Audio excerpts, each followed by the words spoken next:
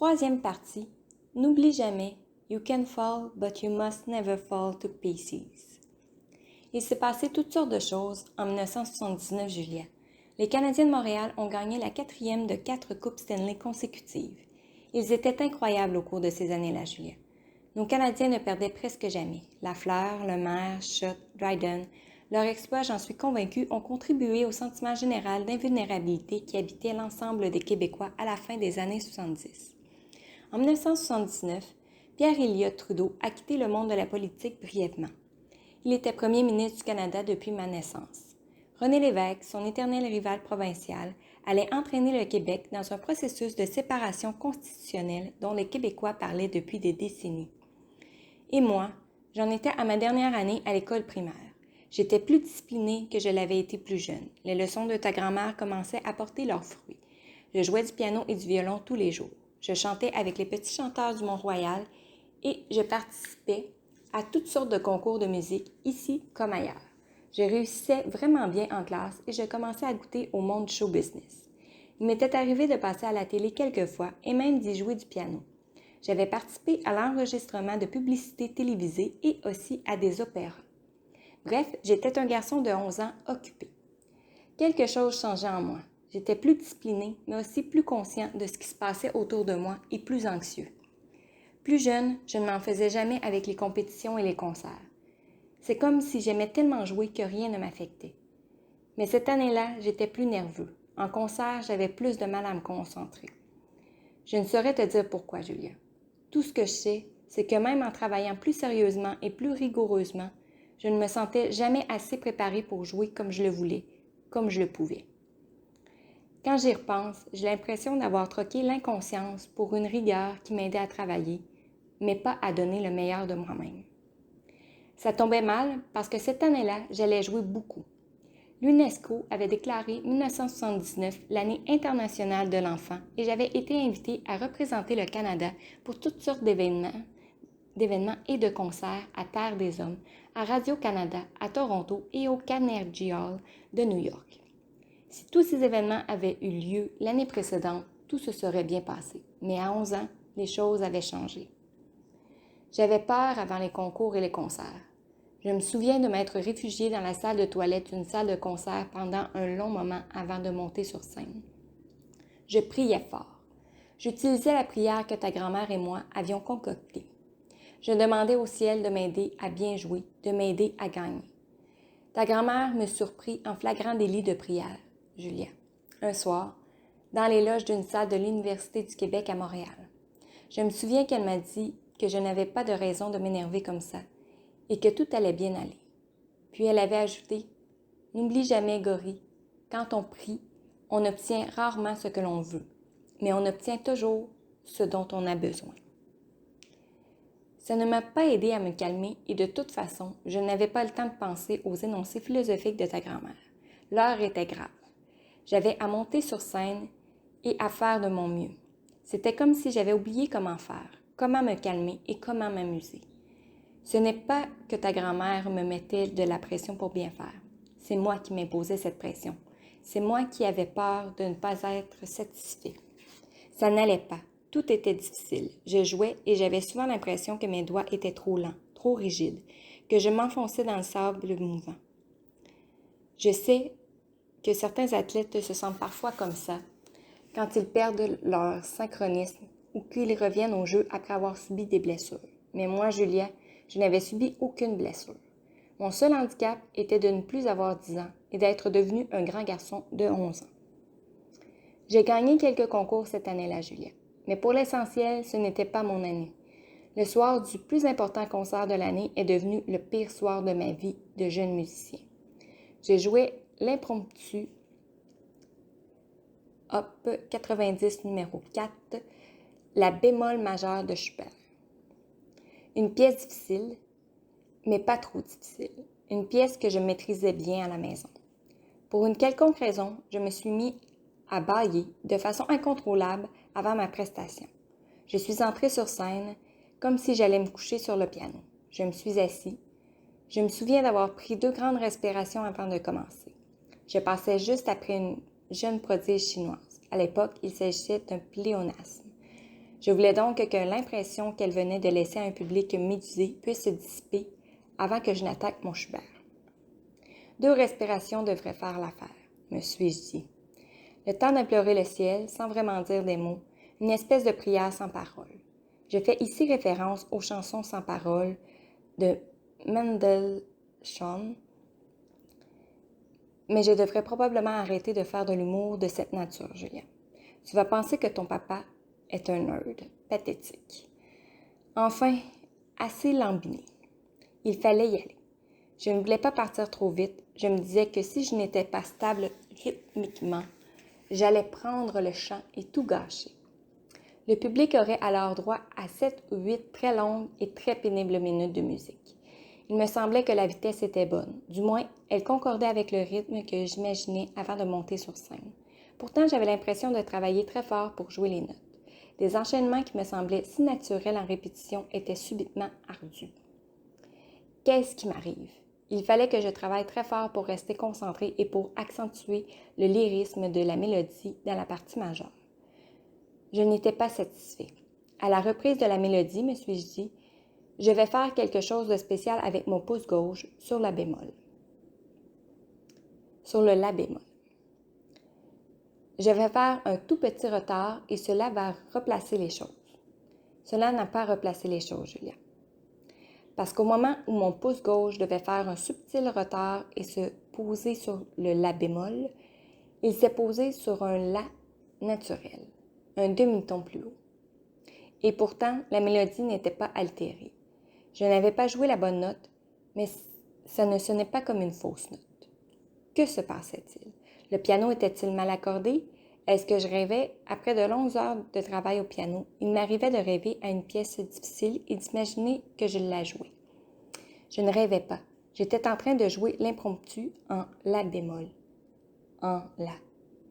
Un demi-ton trop haut. Et il m'avait fallu quelques minutes pour m'en rendre compte. Il était trop tard pour arrêter. Le reste de la performance me semble vague. Je me souviens d'avoir travaillé très fort pour finir la pièce. Je me rappelle avoir renversé le banc tellement je me suis levée rapidement à la conclusion de la pièce.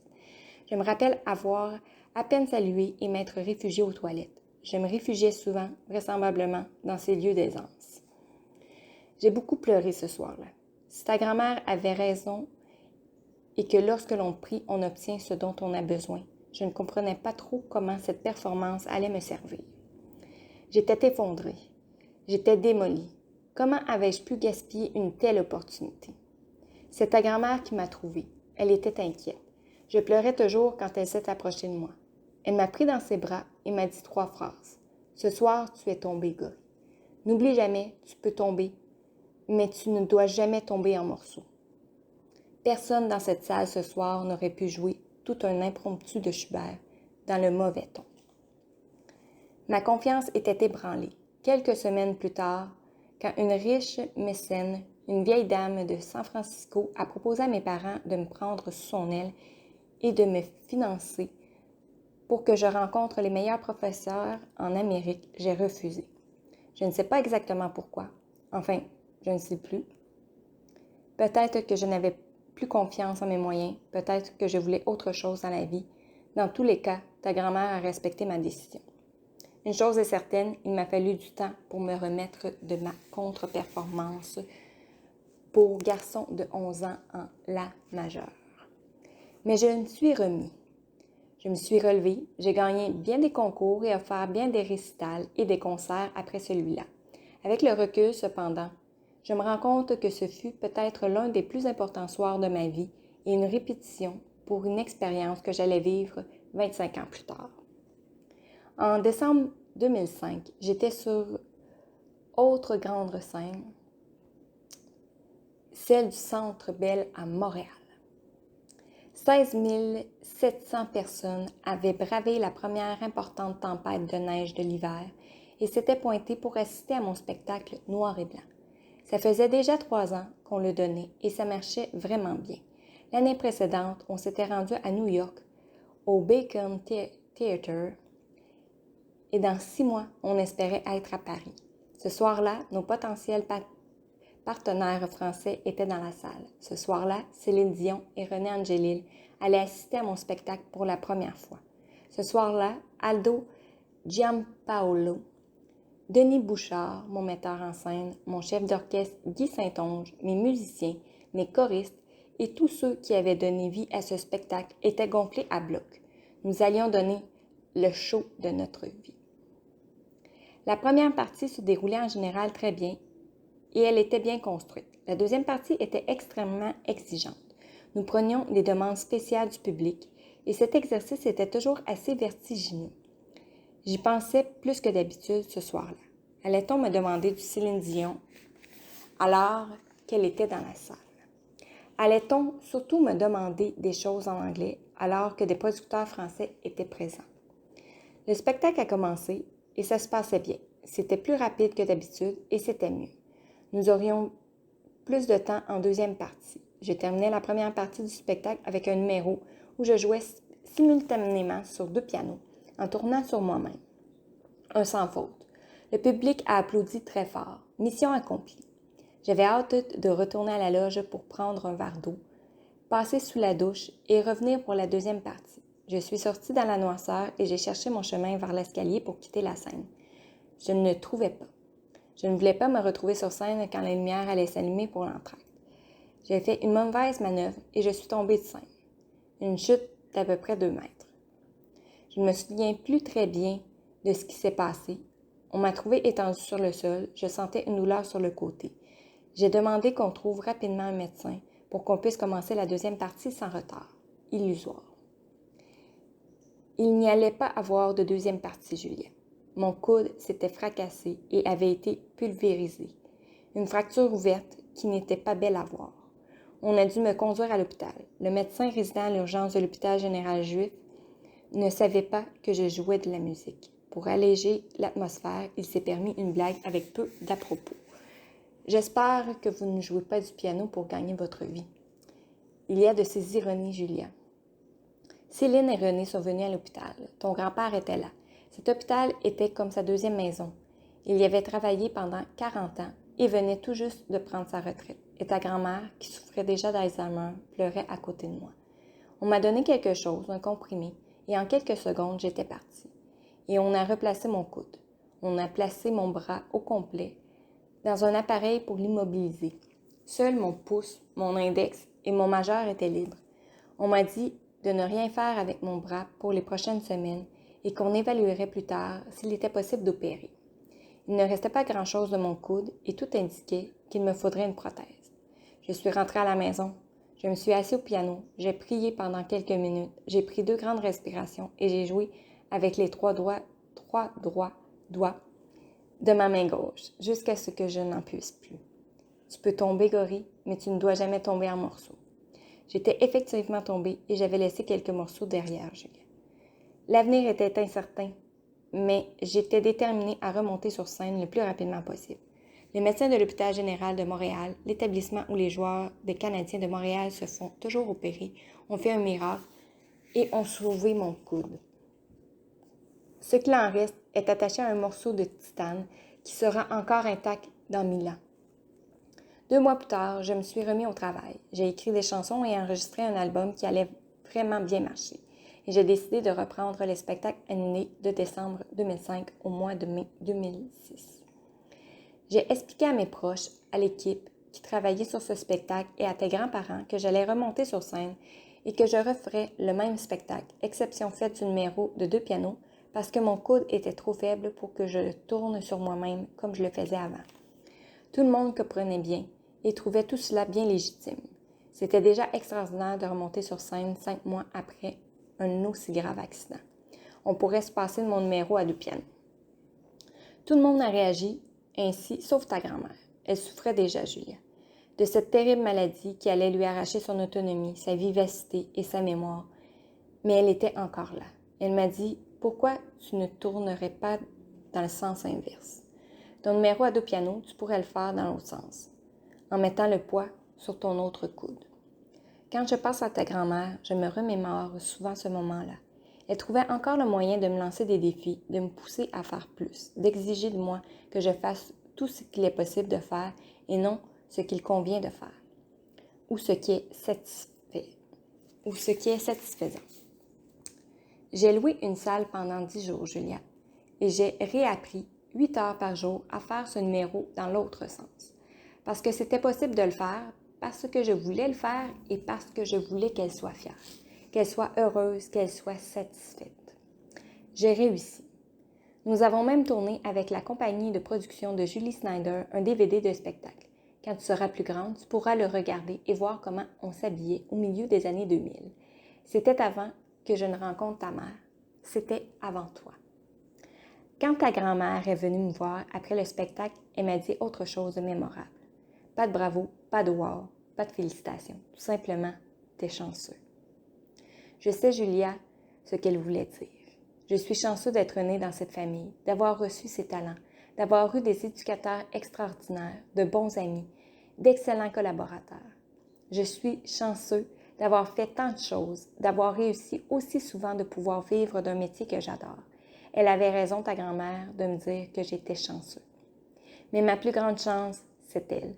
Je ne suis pas tombée souvent, mais chaque fois que ça m'est arrivé, j'ai repensé à ce soir de 1979, quand cette petite femme blanche de 4 pieds et 11 pouces, habituellement si exigeante, si intransigeante et si concentrée sur la réussite et les résultats, m'a pris dans ses bras et m'a dit « Tu peux tomber, Gori, mais tu ne dois jamais tomber en morceaux. » Je sais qu'un jour fatal vient et qu'il arrive trop vite. Je sais que le jour où ta grand-mère va partir, je vais tomber. Je ne pourrai pas faire autrement. Je vais tomber parce que c'est elle qui m'a tenu debout le plus longtemps. Elle a été mon moteur, ma béquille, mon bâton, ma conscience, mon gardien et mon capitaine. Mon phare. Je ne saurais plus exactement, pour un moment, comment ni où aller. Mais je ne tomberai pas en morceaux, pour elle et pour toi. T'assais. Je suis convaincue que ta grand-mère t'aurait fait découvrir la chanson I Fall to Pieces de Patsy Cline. Elle t'aurait fait écouter La Quête de Jacques Brel et t'en aurait fait mémoriser les mots en français et en anglais. Elle t'aurait fait découvrir le We Shall Overcome qui accompagnait les pèlerins affamés de justice et de liberté qui marchèrent sur Washington avec Martin Luther King en 1963. Mais plus que toute autre chanson, elle aurait voulu que tu écoutes Mahalia Jackson interpréter Take My Hand, Precious Lord. Un jour, Julia, tu écouteras cette chanson, je l'espère, en pensant à elle. N'oublie jamais, ce qui mérite d'être fait exige plus d'une vie pour l'accomplir. Ta grand-mère aimait certains mots et en détestait certains autres. Par exemple, elle aimait le mot « oui » et trouvait que c'était le plus puissant des mots dans toutes les langues. À l'inverse, elle détestait le mot « satisfaction ». Elle aimait aussi créer des liens entre les mots et affirmait que le mot « bonheur » était intimement lié au mot « réussite ». Pour appuyer sa thèse, elle faisait toutes sortes d'observations. Quand tu as réussi à toucher la balle avec ton bâton de baseball pour la première fois, te souviens-tu à quel point tu étais heureux? Tu avais réussi quelque chose de grand et de beau. C'était vrai. Je me souviens distinctement du parc Saint-Paul-de-la-Croix en face de l'école de la rue Christophe-Colomb. Je me rappelle nos chandails couleur Bourgogne et les chansons juvéniles de notre équipe à tombe A de baseball. Le pitcher pense à sa blonde. Douda, douda, le pitcher pense à sa blonde. Hey, douda, hey. Et la célèbre « Le pitcher est brûlé, les pompiers vont l'arroser ». Je me souviens des chansons parce que je chantais tout le temps pendant les matchs. Je jouais habituellement à la position d'arrêt-court. C'est le joueur qui couvre le terrain entre le deuxième et le troisième coussin. Et je chantais en attendant que la balle vienne vers moi. Mes chansons préférées étaient « C'est ma chanson » de Petula Clark, « Pourquoi le monde est sans amour » de Mireille Mathieu, « L'oiseau » de René Simard, « Get Back » des Beatles et « Bridge over Troubled Water » de Simon, Edgar N. Funkel. En fait, il s'agissait plutôt du duo Simon and Garfunkel. Mais jeune, je croyais qu'il s'agissait d'un trio. Revenons aux observations de ta grand-mère. Ce qu'elle soutenait, c'est que j'étais heureux quand j'ai touché à la balle avec le bâton la toute première fois et que la balle a roulé sur le terrain. J'ai souri et je me suis réjouie. Mais après un moment, toucher à la balle ne suffisait plus. Il me fallait la frapper plus fort, l'envoyer plus loin, sur le terrain et en lieu puis un jour, la sortie du terrain de l'autre côté de la clôture. Ta grand-mère avait raison. Le bonheur est lié au succès, mais aussi au progrès. Refaire toujours la même chose devient ennuyant. Ça devient prévisible et ça perd son effet jubilatoire. Il faut faire plus. Ça me permet de te parler du mot satisfaction. Ta grand-mère détestait ce mot parce qu'à son avis, son étymologie était trompeuse. Le mot satisfaction, disait ta grand-mère, vient de 2 mots latins, satis et faction. J'espère, Julia, que tu auras la chance d'étudier le latin plus tard. Et le grec si possible, c'est tellement utile et tellement merveilleux. Ça fait de chaque mot une enquête, une aventure, une énigme à résoudre. Ta grand-mère, donc, donnait occasionnellement dans l'étymologie latine. Faction. Du mot satisfaction vient du verbe latin facere, qui signifie faire. Tu peux le mémoriser, celui-là. Il revient souvent en français. Facio, facis, facere. Satis vient aussi du latin. On le retrouve dans d'autres mots français comme satiété. On dit manger à satiété, ce qui veut dire manger assez. Satisfaction veut donc dire faire assez. Voilà une conclusion que n'acceptait pas ta grand-mère. Quand on est satisfait, on se réjouit. On ne peut pas se réjouir d'avoir fait assez. On ne peut se réjouir que d'avoir fait tout ce qu'il était possible de faire, disait-elle. Et cette affirmation n'était pas seulement un concept. Elle agissait en fonction de cet adage. Et elle exigeait de moi que je fasse de même. J'avais un travail à faire à l'école sur un poète français. Un travail assez simple, un travail écrit qui devait aussi faire l'objet d'une courte présentation orale de quelques minutes. La commande était fort simple, choisir un poète ou un auteur, résumer sa vie et sa carrière et présenter quelques-unes de ses œuvres. J'avais choisi Guillaume Apollinaire, un poète français du début du dernier siècle. J'ai fait des recherches à la bibliothèque de l'école. Wikipédia n'existait pas à l'époque. On ne pouvait pas simplement taper un nom sur un ordinateur et attendre que tous ses secrets, authentiques ou non, nous soient révélés. Il fallait faire une recherche rigoureuse, à l'ancienne. J'ai découvert qu'il était en fait polonais. Né Willem Albert Loziniers Apollinari de Kostrowicki à Rome. Est mort la dernière année de la Grande Guerre en défendant la France. J'ai écrit quelques paragraphes sur sa vie et sa participation aux différents mouvements artistiques du début du siècle. Quelques références à ses romans, y compris les exploits d'un jeune Don Juan, à ses calligrammes, des poètes en forme de dessin et à Alcool, son plus célèbre recueil de poèmes. J'étais satisfait de ma recherche et disposée à me présenter devant la classe. Ta grand-mère, la semaine précédant ma présentation orale, m'a demandé si j'étais prêt. Elle m'a demandé de lui parler un peu de mon travail et de ma recherche. Elle a trouvé tout ce que je lui racontais intéressant, mais avant de me laisser aller vaquer à d'autres occupations, elle m'a demandé si j'avais l'intention de parler de ses chansons. Ses chansons? Je ne savais pas qu'elle avait écrit des chansons. Ta grand-mère, elle, le savait. Pas parce qu'elle savait tout, mais parce qu'en apprenant que j'avais un travail à rédiger et à présenter sur le sujet, elle avait fait sa propre recherche. Elle savait donc que certains de ses poèmes avaient été mis en musique. J'ai poussé mes recherches un peu plus loin et j'ai découvert des chansons de Serge Reggiani inspirées de la poésie d'Apollinaire. Merci, maman. J'allais me coucher moins niaiseux et j'ajouterai ces informations à celles que j'avais déjà colligées. Un instant, Gorille. Vas-tu les chanter? A-t-elle ajouté. Ce n'est pas ça la commande, maman. On nous demande simplement de parler de l'auteur, de sa vie et de son œuvre. C'est supposé être 4 pages et 5 minutes de présentation orale, lui ai-je répondu. Mais tu es musicien, pourquoi ne pas leur chanter les chansons? Les présentations se font en classe, maman. Il n'y a pas d'instrument de musique et pas de temps. Il y a plein d'instruments de musique dans votre collège. Ne me dis pas que tu ne peux pas trouver un endroit pour présenter les chansons d'Apollinaire. Je me suis obstinée en vain avec ta grand-mère. J'ai fini par céder. J'ai demandé à mon professeur si une telle présentation se pouvait. convaincu qu'il me dirait que nous n'avions pas le temps, que c'était impossible, que ce n'était pas le but de l'exercice. J'avais tort. Le professeur en question, un des meilleurs qui ait été mis sur ma route et qui ait fait partie de l'équipe de succès, trouvait que c'était une excellente idée. Mon travail a fait une 40aine de pages et ma présentation orale devant les élèves a duré 1 heure. Elle s'est tenue dans la case de réception du collège où se trouvait un piano à queue Playwell. Comme nous passions en ordre alphabétique, les confrères dont le nom suivait immédiatement le mien ont été ravis de profiter d'une autre, voire de 2 autres journées pour se préparer. J'ai pour ma part rempli mon sac de toutes sortes de nouvelles connaissances.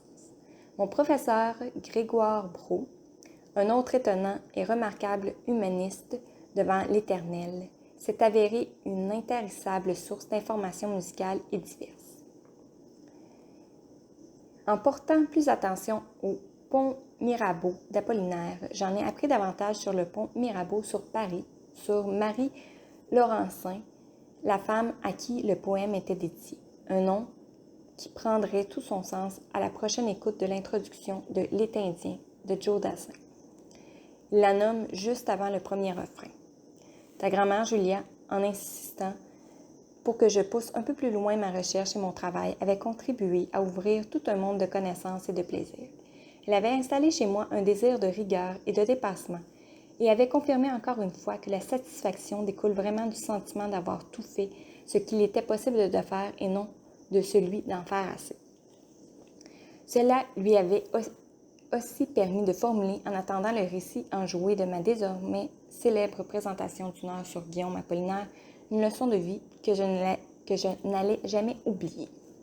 Fière de mon succès et surtout du bonheur qui en découlait, elle me dit « N'oublie jamais, Gory, ce qui mérite d'être fait exige plus d'une seule vie pour l'accomplir. » Elle aurait pu s'en tenir à l'adage bien connu qui veut que ce qui mérite d'être fait mérite d'être bien fait.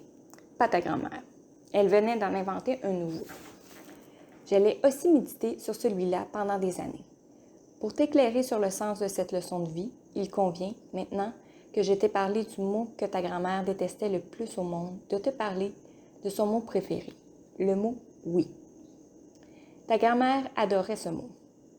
Elle trouvait que c'était le mot le plus puissant de toute la langue française, de toutes les langues du monde.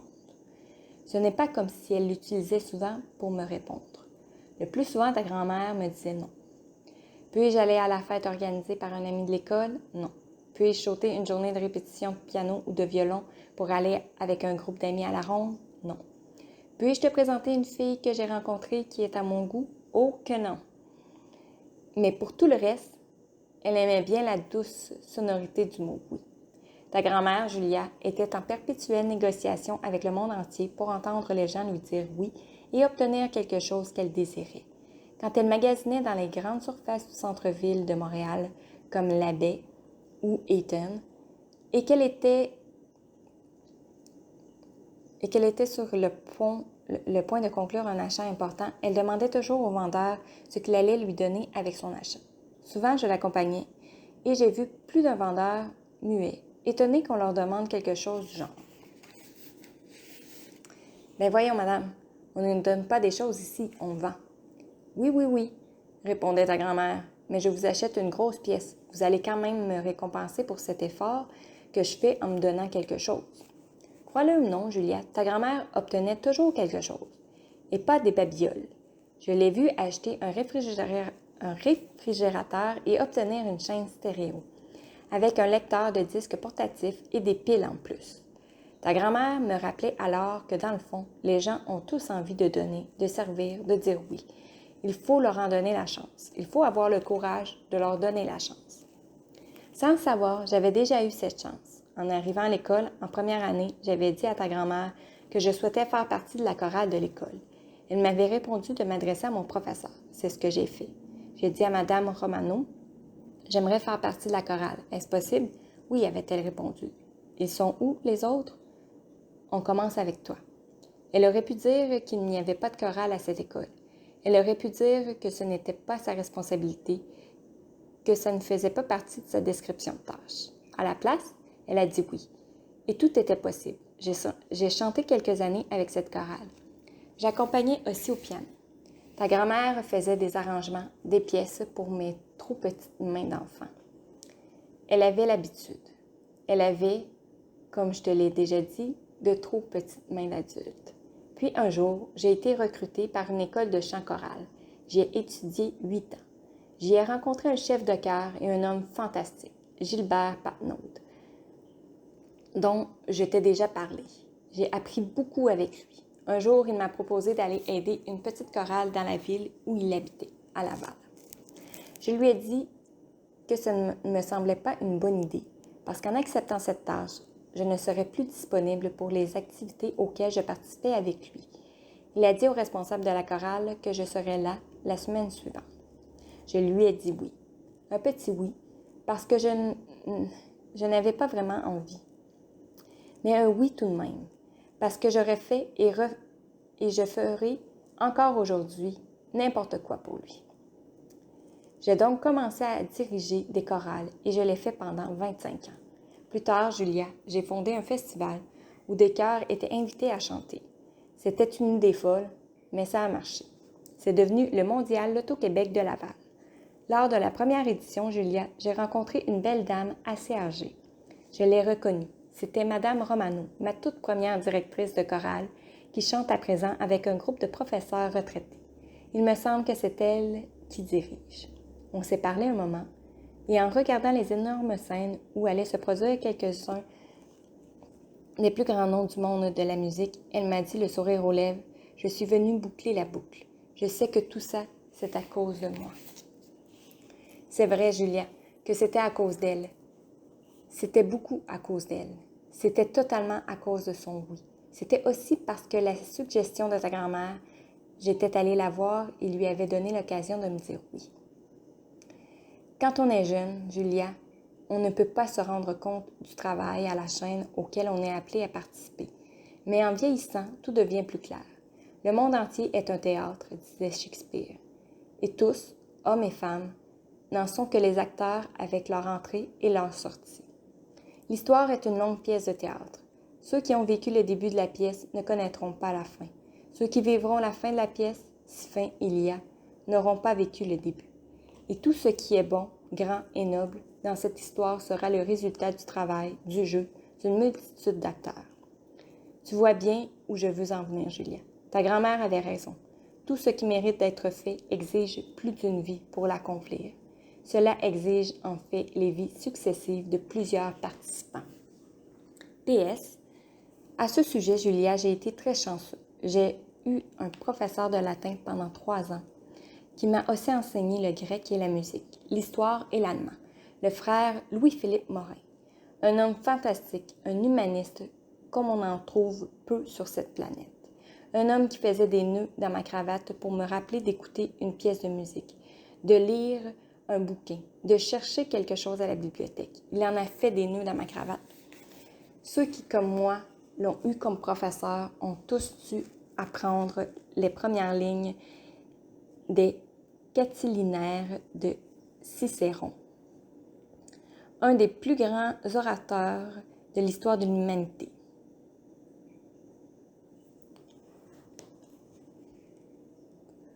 Quousque tandem abuter Catilina patientia nostra, quandiu etiam furor ist tuus nos illude, quem ad finem sisi effrenata iactabit audacia. C'est une longue histoire, Julia, mais ces paroles dures de Cicéron visaient un révolutionnaire du nom de Catilina. Celui-ci trouvait que la République romaine était en déclin, qu'elle agonisait et voulait restaurer sa gloire et sa magnificence. Je pense qu'il voulait aussi favoriser son gain personnel. Cicéron, pour sa part, défendait le droit et l'intégrité de la République. Il ne voyait pas les choses de la même façon. Le frère Morin nous faisait mémoriser l'introduction de ces Catilinaires pour plusieurs raisons. D'abord, c'est un des textes politiques les plus importants de tous les temps. Deuxio, la qualité du texte était telle qu'elle a convaincu tout Rome et ultimement la révolution de Catilina a été évitée. Troisièmement, Cicéron, aussi éloquent fut-il, avait tort de défendre un État aussi malade. Mon professeur voulait que l'on sache que l'éloquence n'est pas toujours du côté de ceux qui ont raison. Toujours est-il, Julia, que le frère Morin ne souhaitait pas, s'il devait nous rencontrer dans la rue un jour, qu'on le salue ou qu'on lui dise bonjour.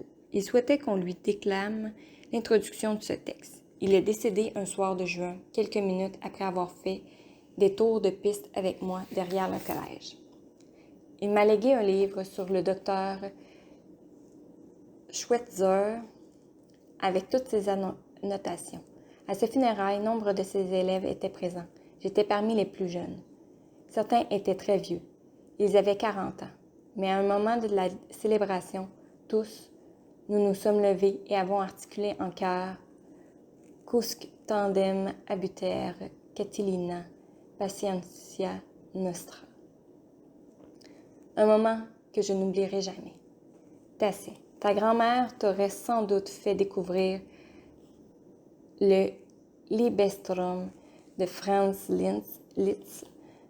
Cette pièce aurait parfaitement bien résumé les leçons de ce chapitre. D'abord, ta grand-mère a travaillé cette pièce qui exige de plus grandes mains que les siennes toute sa vie sans jamais pouvoir la jouer, mais assez pour la fredonner encore quand elle marche ou qu'elle dort. Puis elle t'aurait probablement dit que son rêve d'amour, c'est par toi qu'il survivra, qu'il continuera de grandir. Oui. Ton grand-père a courtisé ta grand-mère pendant 6 mois, Julia. Il était venu à Montréal pour 3 jours et il est resté la moitié d'une année avant de devoir quitter le pays. Si au début, il avait eu du mal à s'ajuster au franc-parler de ta grand-mère et à la ponctualité qu'elle exigeait de lui, il s'était trouvé trop de points en commun pour ne pas laisser grandir et fleurir leur toute jeune relation. C'était en 1965, une année extraordinaire dans l'histoire de la musique et du cinéma. Le film préféré de ta grand-mère est sorti la même année, La Mélodie du bonheur. Tes grands-parents l'ont vu 11 fois en quelques semaines. L'histoire de Maria et du capitaine Von Trapp ressemblait à celle de tes grands-parents, d'une certaine façon, mais à l'envers. Ta grand-mère aurait été le très rigoureux et discipliné capitaine, et c'est ton père qui aurait été l'insouciante, charmante et mélodique Maria. Les plus grands succès musicaux de cette année-là ne seront jamais oubliés. L'album Help des Beatles et son immortel Yesterday Satisfaction des Rolling Stones, et dans un registre plus proche de tes grands-parents, il y a eu Love de Nat King Cole et In the Midnight Hour de Wilson Pickett. Inutile de dire, Julia, que tes grands-parents ont beaucoup dansé et beaucoup chanté cette année-là. Après quelques semaines, ton grand-père a commencé à demander à ta grand-mère ce qu'elle dirait s'il lui demandait de l'épouser. Ta grand-mère lui répondait toujours la même chose. « Demande-le-moi et tu vas le savoir. » Ton grand-père a fini par le lui demander et elle a dit oui, son mot préféré, celui qui rend tout possible. Ton grand-père a donc changé ses plans. Il a changé la trajectoire de sa vie et il est venu vivre au Québec. Un petit oui et tout est possible. Le plus important oui de ma vie, c'est ta mère qui l'a prononcé. Elle a accepté de changer de vie, de changer de pays, de changer d'emploi et de statut pour que nous soyons un couple. Pour que nous devenions une famille. À tout cela, elle a répondu oui. Je ne te raconterai pas ici comment nous nous sommes rencontrés. Ce serait dommage. Ce serait te priver du plaisir de le demander à ta maman, de lui soutirer des détails, de collecter au fur et à mesure les images de tes parents avant que tu naisses. Ce serait aussi priver ta mère du plaisir de te faire languir et d'interpréter à sa façon les événements qui nous ont unis. Je veux cependant que tu saches que ta mère est une femme exceptionnelle.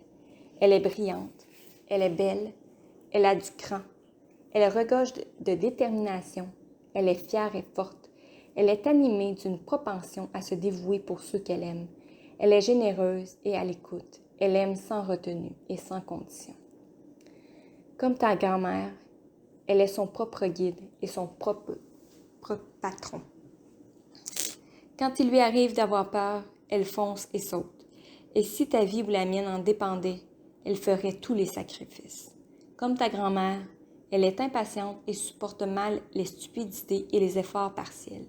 Elle exige beaucoup d'elle-même et cela signifie, j'en ai peur, qu'elle sera exigeante avec toi. Comme ta grand-mère, ta mère peut être dure, mais dissimule un cœur tendre et rempli de compassion. Elle est nostalgique au point de vivre le moment présent avec mélancolie. Ta mère est une femme entière. Elle ne camoufle rien. Elle ne se dissimule pas. Elle ne se cache pas. Elle est comme une étoile. Elle brille de tous ses feux, et si tu la perds de vue un moment, tu peux compter sur elle pour être toujours sur son axe, sur ton axe, et te revenir aussi brûlante que jamais. J'aime ta mère comme ton grand-père aime ta grand-mère. De cela, je suis convaincue. Je l'ai su, je crois, quand je l'ai rencontrée, même si ce n'était qu'un sentiment, qu'un présage. Je l'ai su quand je lui ai dit le premier soir que si on se disait 2 mots de plus, ce serait sérieux. Je l'ai su quand je l'ai entendu chanter la première fois. Je l'ai su quand j'ai annoncé à tes grands-parents que j'allais me marier. Tes grands-parents avaient déjà rencontré ta mère une seule fois, un soir de spectacle à Paris, mais n'avaient pas eu le bonheur de passer du temps avec elle. Ta grand-mère était déjà malade et ton grand-père passait déjà une grande partie de son temps à l'accompagner, à l'aider, à veiller sur elle. J'ai invité tes grands-parents à manger dans un restaurant et en m'asseyant, je leur ai annoncé la nouvelle. Ta grand-mère a tout doucement dit « c'est bon ». Ton grand-père était étonné. Il répétait des « ah oui ». Il était ravi.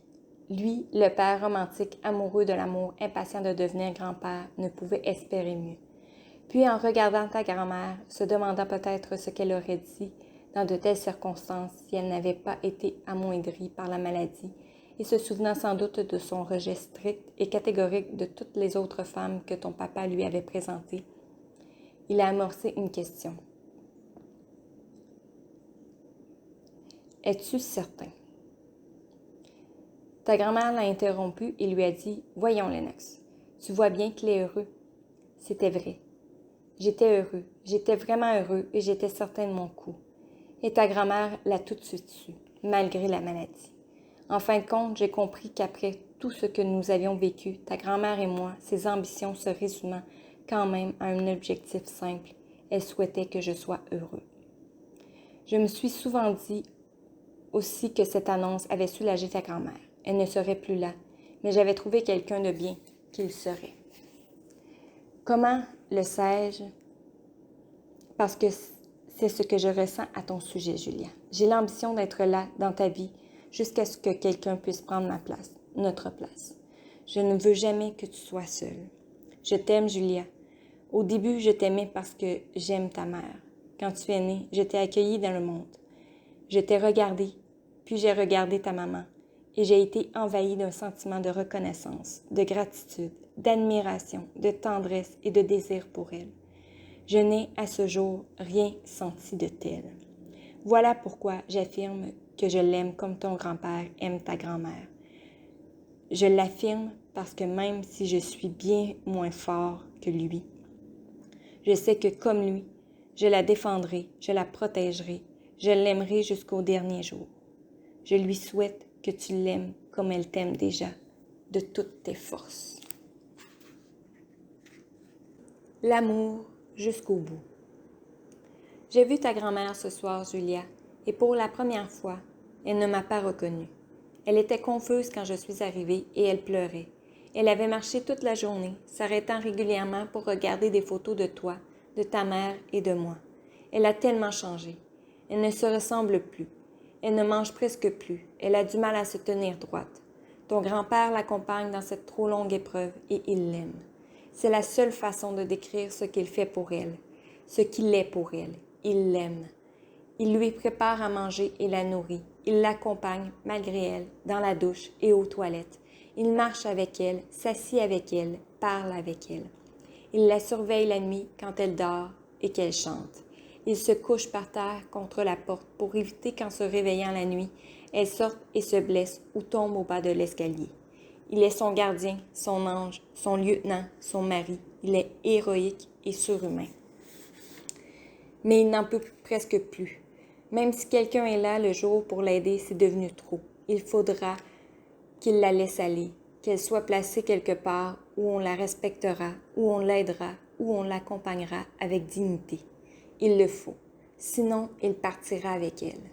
J'hésite à t'écrire ces lignes parce que je souhaite que tu ne vois de l'amour que son début, que sa source. Le désir, les sourires, la découverte, les promesses et les rêves. Je te trouve trop jeune pour découvrir tout de suite qu'au bout de ces promesses, qu'au bout de ces désirs et de ces rêves, il y a la souffrance, la mort et le deuil. Je voudrais préserver ton innocence. Je voudrais que la vie conserve l'éclat brillant que lui confère le filtre de ta jeunesse.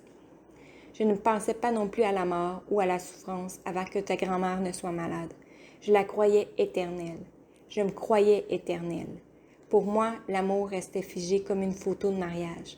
Tes grands-parents, Julia, étaient tous les deux si vigoureux, si vivants, si beaux. Ils voyageaient partout et tout le temps. Ils étaient bénévoles pour toutes sortes d'organismes. Ils étaient toujours présents dans ma vie, à chaque spectacle, à chaque concert, à chaque tournant. Mais cette maladie a tout changé. Je voudrais te protéger de tout cela, Julia. Mais je ne le peux pas. Il faut que tu saches que la vie est précieuse et que la seule chose qui a de la valeur, c'est le véritable amour. Il faut que tu comprennes que dans toute cette histoire incompréhensible, il y a une justice. Pas la justice de la maladie, ni même celle de la vie, mais celle de l'amour. Ta grand-mère a aimé de toutes ses forces et de tout son être, et au moment où elle s'éteint lentement, où elle vacille et fléchit, ton grand-père est là pour l'aimer en retour, jusqu'au bout. N'oublie jamais, on passe 75% de son temps à faire ce que l'on doit faire et 25% de son temps à faire ce que l'on veut faire. Un matin de 1985, Julia, alors que la fin de mes études secondaires approchait, je me suis assise avec ta grand-mère pour lui parler de la suite des choses. Je faisais de la musique. J'avais bien réussi à l'école. J'avais de l'intérêt pour tout plein de choses. Les sciences, l'histoire. Je ne savais pas trop quoi faire et quoi choisir. Elle m'a écoutée. De longues minutes, posant ici et là quelques questions sur les choix possibles de programme. Pour une fois, j'avais envie qu'elle me dise ce qu'il me fallait faire et choisir. Pas de psychologie de bottine. Pas de psychopop. Pas d'écoute active. J'aurais aimé une suggestion claire. Science pure, sciences humaines, musique. À la place, après avoir écouté de façon anormalement discrète, ta grand-mère m'a offert une autre leçon de vie. N'oublie jamais, Gori, on passe 75% de notre temps à faire ce qui doit être fait et 25% de notre temps à faire ce qu'on a envie de faire. Trouve ce que tu as envie de devenir. Assure-toi que tu aimes ça et que ça sert, si possible, à quelqu'un et ne te pose pas trop de questions. C'était tout. Apparemment, elle n'allait pas être déçue si j'arrêtais la musique. Apparemment, elle n'avait pas de préférence entre les sciences pures et les sciences humaines. Apparemment, après toutes ces années de répétition, de dépassement, à ne pas accepter le strictement satisfaisant, à ne rien faire à moitié, l'équation se résumait à trouver ce que j'allais faire d'utile et d'agréable 25% du temps. Je suis partie pour l'école en méditant ces paroles. Je me suis demandé où elle était allée chercher ces statistiques. Je me suis demandé ce que ça voulait dire. Je me suis aussi demandé ce qu'elle faisait 25% de son temps. Quand elle travaillait avec moi, est-ce que ça faisait partie de son 25% ou de son 75%? Tout ce temps passé à m'élever, à m'éduquer, à me pousser, c'était ce qu'elle voulait faire ou ce qu'elle devait faire. Tard ce soir-là, après une journée de cours et une soirée de répétition d'orchestre, j'ai reparlé à ta grand-mère. Elle ne dormait jamais. Ma crise d'adolescence et sa ménopause se sont chevauchées parfaitement. Je ne dormais pas. Elle avait des chaleurs, nous nous retrouvions donc souvent à parler la nuit. Ton grand-père n'avait pas ce loisir. Il travaillait très tôt le matin. Je lui ai demandé dans quelle colonne elle plaçait son travail de mère. Elle n'a pas répondu. Pas vraiment. Sinon qu'en me laissant comprendre que parfois, ce que l'on doit faire et ce que l'on veut faire sont la même chose. Peut-être qu'elle n'avait pas envie de me répondre. J'avais 17 ans. Je n'étais peut-être plus l'enfant docile que j'avais été, peut-être que j'étais plus un fardeau à cet âge qu'une tâche agréable, je ne sais plus. J'ai au final choisi d'étudier en sciences, puis en droit, et de faire plus tard ce que j'avais envie de faire. Mais j'ai quand même beaucoup réfléchi à ce qu'elle m'avait dit. Beaucoup et longtemps.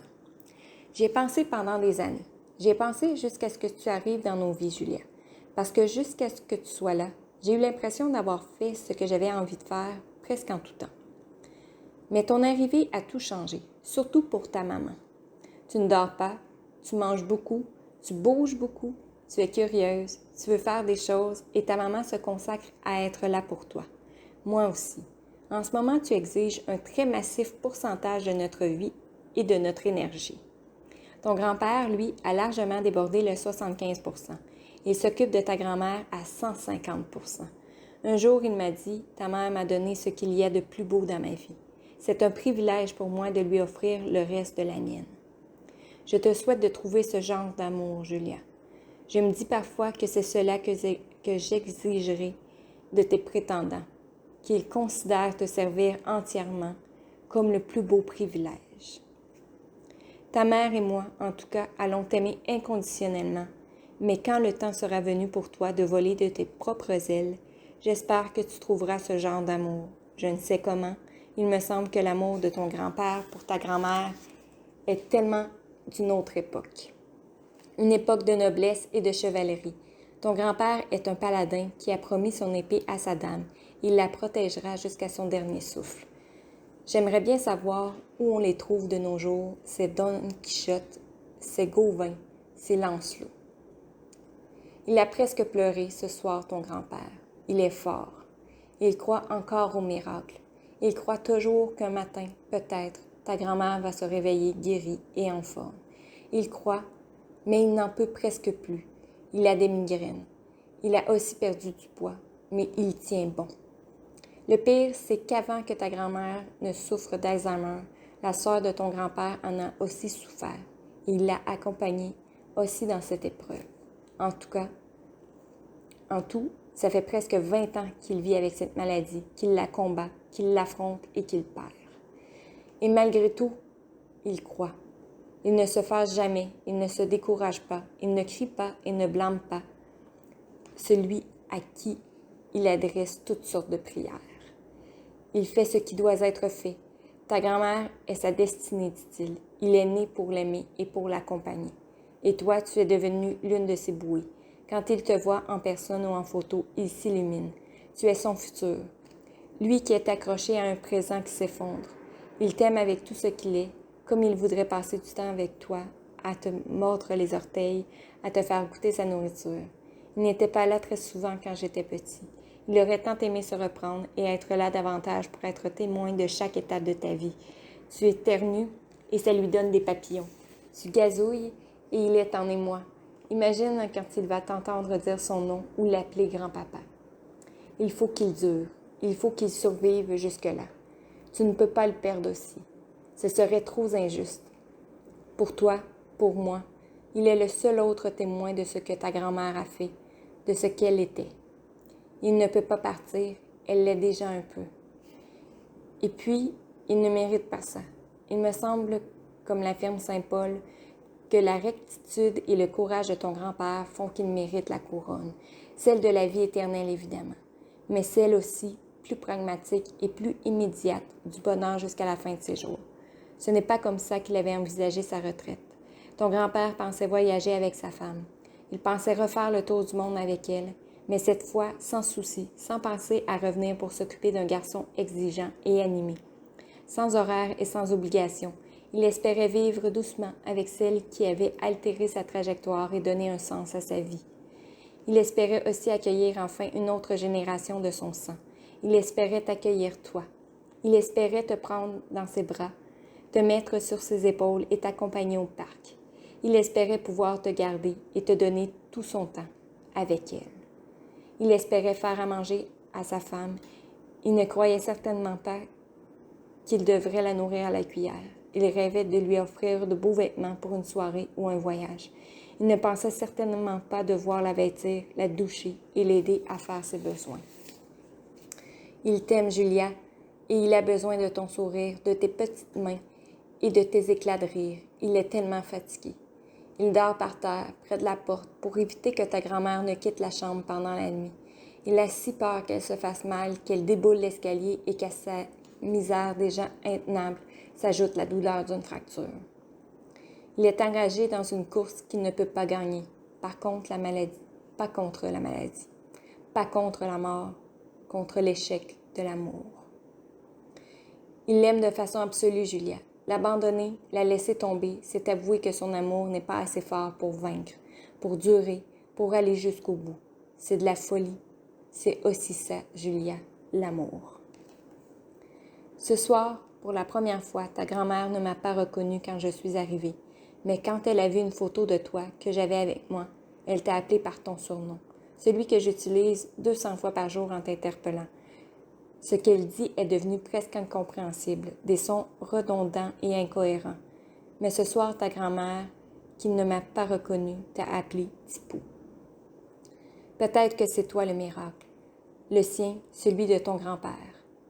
Si Dieu lui prête la vie, le 150% de temps qu'il consacre à ta grand-mère, c'est à toi qu'il le consacrera un jour qui vient trop vite. PS, j'ai écrit ces lignes, Julia, en écoutant une mélodie que ta grand-mère chantait souvent quand j'étais petit, une chanson de Paul Anka, intitulée You Are My Destiny. Je crois qu'en la chantant, ta grand-mère pensait à moi. Je l'ai fait jouer à ton grand-père ce soir. Je sais qu'il la connaît. Il la vit. Sa destinée, celle qui l'a fait s'écarter de son chemin, du parcours tracé qui l'aurait normalement ramené à la maison, dans son pays, c'est ta grand-mère. Ce n'est pas rien. Ce n'est pas rien. T'assais. Ta grand-mère aurait voulu que tu écoutes la chanson Sa jeunesse de Charles Aznavour. Elle t'aurait dit qu'il n'y a pas de temps à perdre à rêver. Que si l'on rêve, il faut rêver tout haut, qu'il faut faire, qu'il faut vivre, qu'il faut aimer et risquer. Elle t'aurait dit qu'à piétiner trop longtemps, on finit par creuser sa tombe.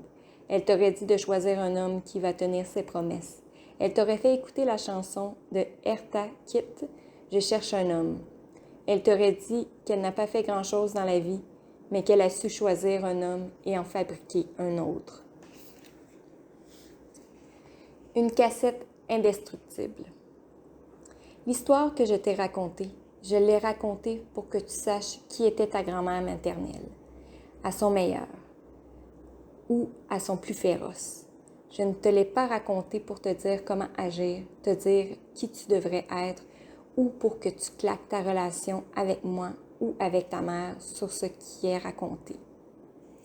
Que tu calques ta relation avec moi ou avec ta mère sur ce qui est raconté. Tu seras toi, Julia. Tu es déjà toi. Tu as du caractère, tu es forte, tu es une personne distincte à qui a son propre destin à forger et sa propre personnalité à façonner. Et puis ta maman est aussi une personne bien distincte. Tu vas découvrir chez elle une femme dévouée, remplie de valeurs profondes et riches, généreuse, amoureuse, passionnée et brillante. À bien y penser, elle a bien des points en commun avec ta grand-mère et tu vas penser, en lisant ces lignes, que ma thérapie sera simple et ses conclusions limpides. J'ai cherché puis marié une femme comme ma mère. Peut-être un peu, qui sait. Ce qui est sûr, c'est que j'ai marié une femme que j'aime. Je suis allée reconduire ta grand-mère dans une résidence aujourd'hui. Une résidence où elle passera probablement les derniers jours de sa vie. Les événements se sont précipités au cours des dernières semaines et j'ai dû agir.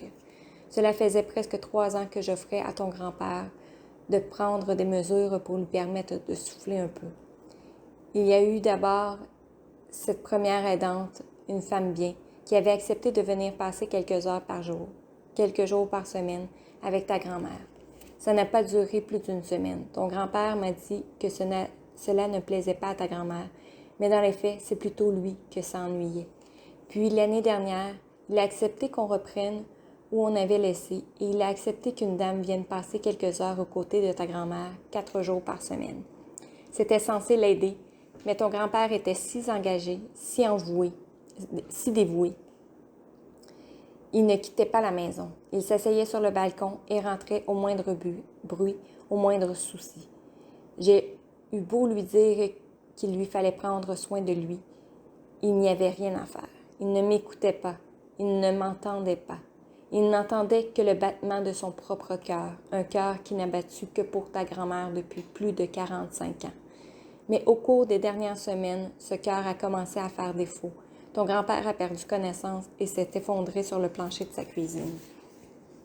Ce n'était pas la première fois, et les pleurs incessants de ta grand-mère ont miné ce moral. Il a perdu beaucoup de poids et sa santé s'est mise à vaciller. Il était en danger. Je lui ai dit avec autorité, mais malgré moi, que je devais le relever de sa mission. J'ai trouvé une résidence spécialisée de taille humaine et animée par de très riches valeurs de soutien, de soins et de respect. C'est là que je l'ai reconduite aujourd'hui. Je veux que tu saches, Julia, que ton grand-père n'a jamais abandonné. Il ne s'est jamais soustrait à la responsabilité qu'il considérait comme sienne. Il aurait continué jusqu'au bout, jusqu'à sa mort, jusqu'à leur mort. Il ne se serait jamais rendu. Je ne pouvais pas le laisser faire, parce que j'aime ton grand-père et parce que c'est ce qu'elle aurait attendu de moi. Ta grand-mère se serait attendue à ce que je joue le seul rôle qui était possible dans les circonstances. Pas le rôle de celui qui a mal, pas le rôle de celui qui a la solution, le rôle de celui qui, discrètement, fait le pont entre les deux. C'est à un moment, comme celui-là, qu'elle me préparait, un dimanche matin, sur le chemin de l'église. Il y a de cela presque 40 ans. Elle était assise sur la banquette arrière de notre voiture. Je l'ai surveillée tout le long du parcours. Elle regardait dehors. Elle n'a pas dit un mot. Les responsables de la résidence nous ont accueillis chaleureusement. Ta grand-mère s'est tout de suite rendue à la cuisine, s'est assise et s'est mise à manger, par elle-même, sans ton grand-père. Il était surpris. Peut-être que ce changement d'air et de décor lui fera du bien. C'est du moins ce que je me suis dit. Quand on est incertain, qu'on se sent coupable, on se dit ce genre de choses, Julia. Nous avons visité sa chambre, une chambre que ta mère avait emménagée pour que ta grand-mère se sente bien. Partout des rappels de nous, des photos de toi, des étincelles censées déclencher un miracle. Je l'ai enlacée et lui ai dit que je l'aimais. Elle m'a regardée et n'a pas semblé me reconnaître. Elle m'a souri quand même. Mais elle a serré ton grand-père avec beaucoup de tendresse et d'affection. Puis elle l'a laissé aller et elle est partie marcher. Je l'ai laissé là, Julia. Je suis à l'envers. Le portrait d'une femme.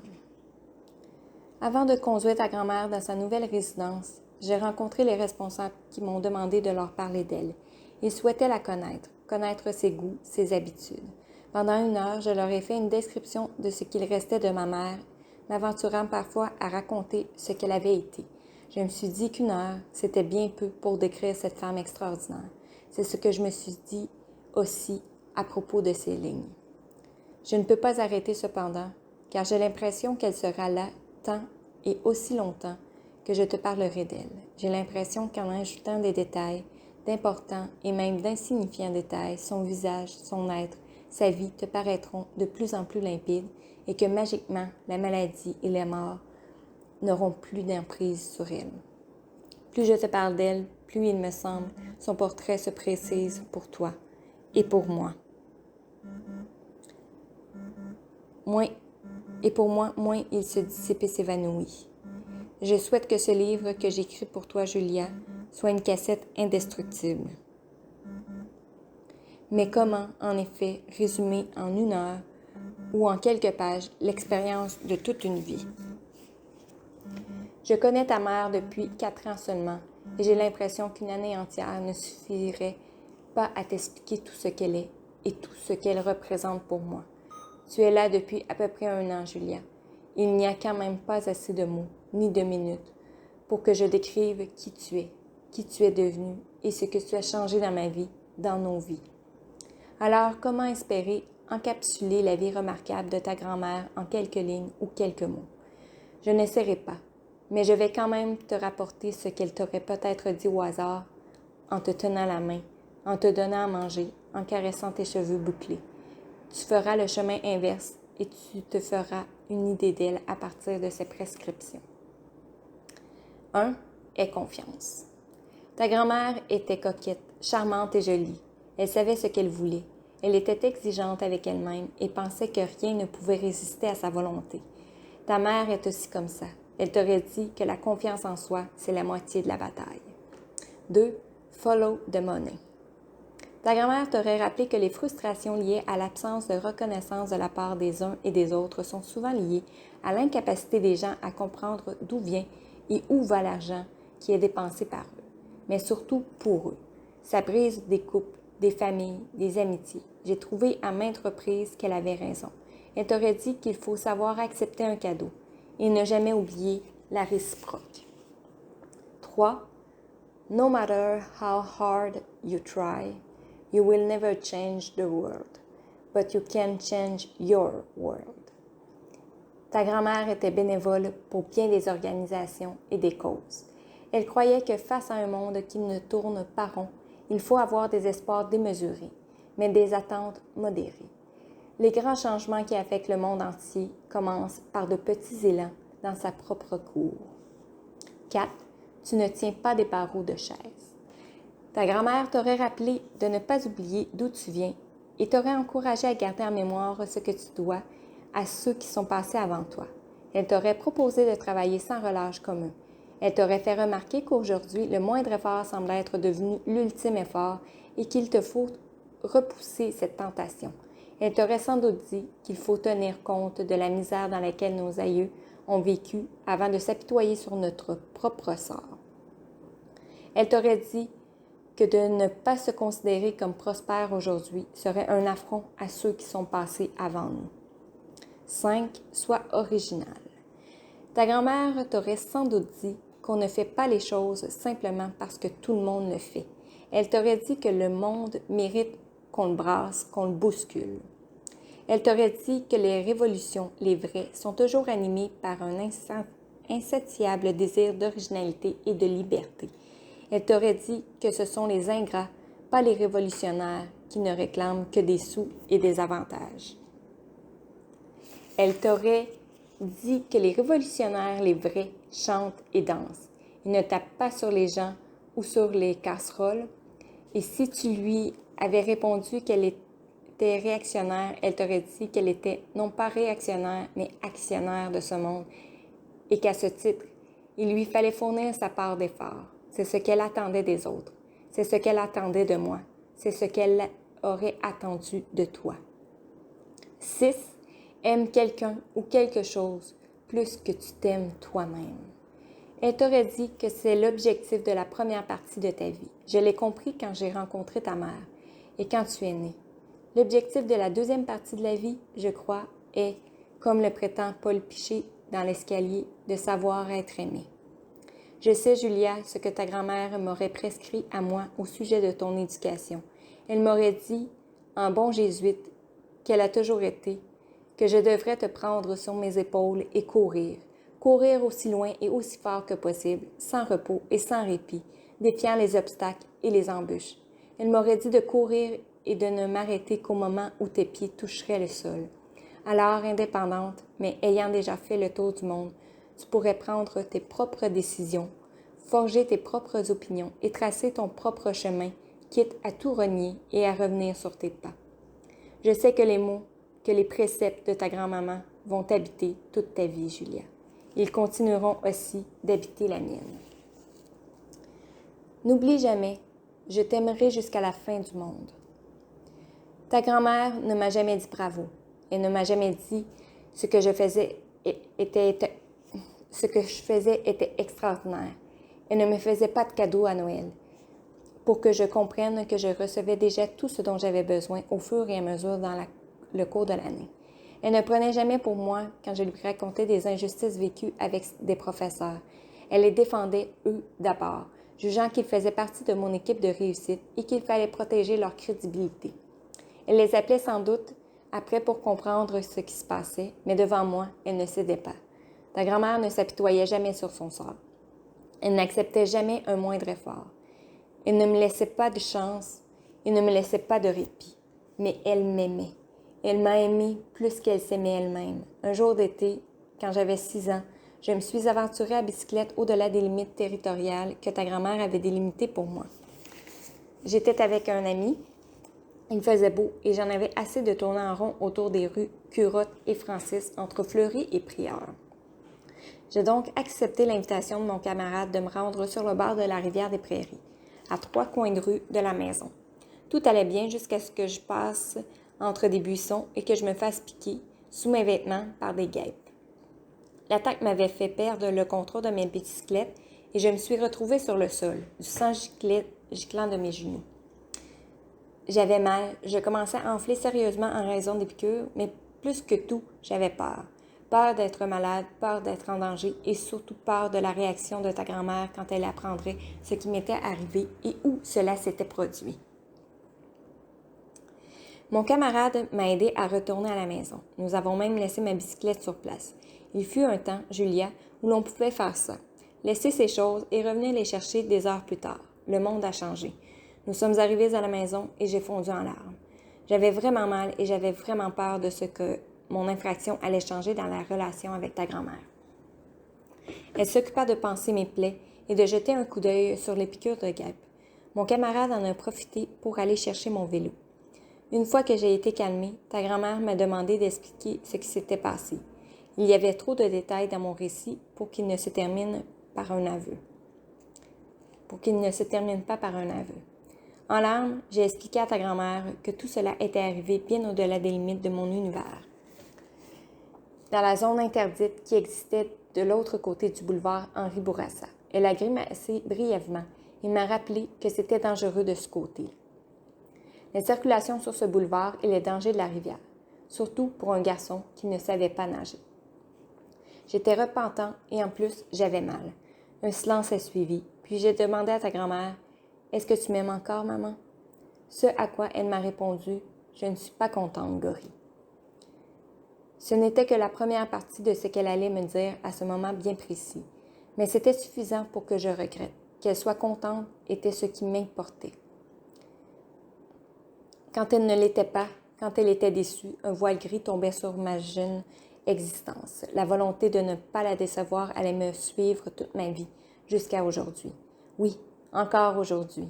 Ne pas décevoir les gens qu'on aime peut être un facteur important dans la commission de nos gestes et de nos choix, surtout lorsqu'ils font tout pour ne pas nous décevoir. J'espère mériter la même considération de ta part, Julia. Va pour la première partie de son intervention de ce jour. La deuxième partie était encore plus importante et n'allait être vraiment comprise, que beaucoup plus tard, en fait, qu'aujourd'hui. Je ne suis pas contente, Gorry, mais n'oublie jamais, je t'aimerai jusqu'à la fin du monde. Voilà qui résumait le contrat entre ta grand-mère et moi, le pacte, la promesse, je t'aimerai jusqu'à la fin du monde.